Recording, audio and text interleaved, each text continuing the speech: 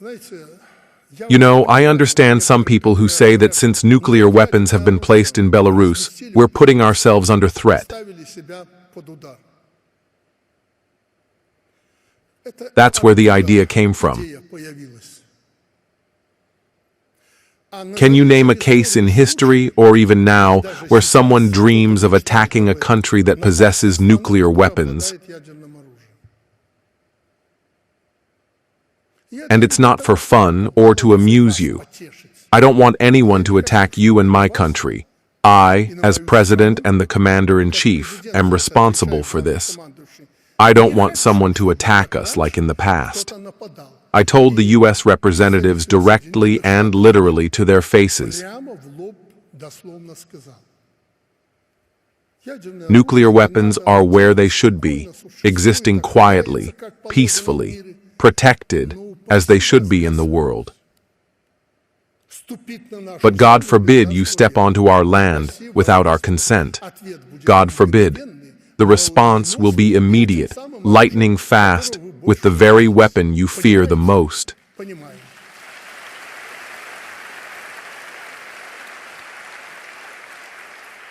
Understand? We understand.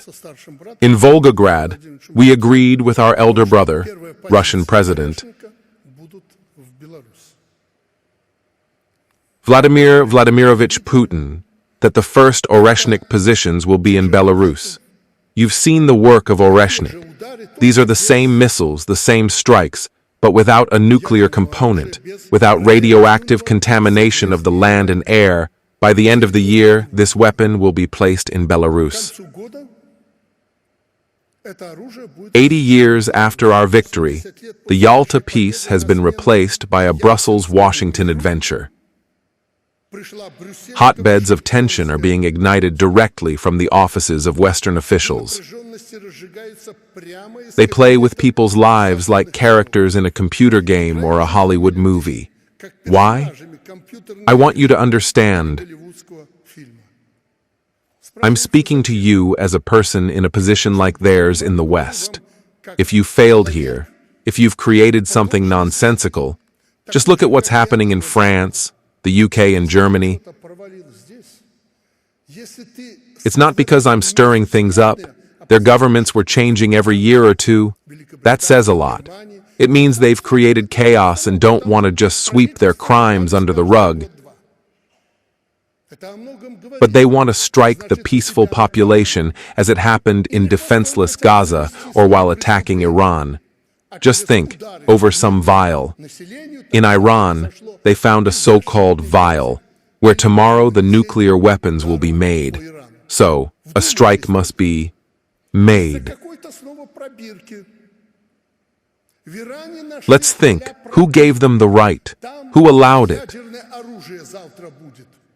Why should a country that possesses nuclear weapons bomb another country, even if this country strives for nuclear weapons to protect itself?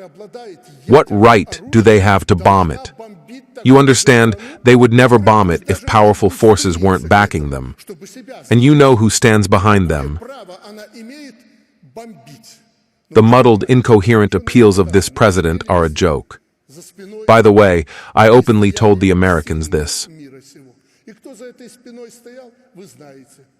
No one wants to remember how the campaign to the East, as it's now fashionable to say, ended for Hitler's European Union. That's why Poland and the Baltic states allow them to turn them into another military testing ground after Ukraine. The West does not have any interest in our closest neighbors in any other way. Does Germany, creating an army, want to fight on its own soil? It does not. You see a proxy war in Ukraine. That's exactly how they want to fight against us, including against Ukraine, Slavic peoples, as we're always a thorn in their side. They want to fight on foreign soil. In this case, in Lithuania, Latvia, Estonia, and Poland. So these countries are not interesting or important for the West in any other way. If they want to disappear from the world map again, it will be their choice. Yes, Trump harbors a grudge against Europe. They backed Biden, stood by him, but Trump won. Yes, he harbors a grudge. He's a person who couldn't come to terms with this grudge, though any politician should have left the past in the past and started building the present. So, they're still together.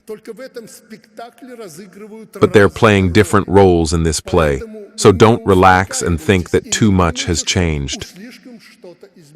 Iran showed this. On one hand, Donald is a peacemaker. He says, people die. He wants to stop the war in Ukraine and so on. And then he illegally strikes Iran.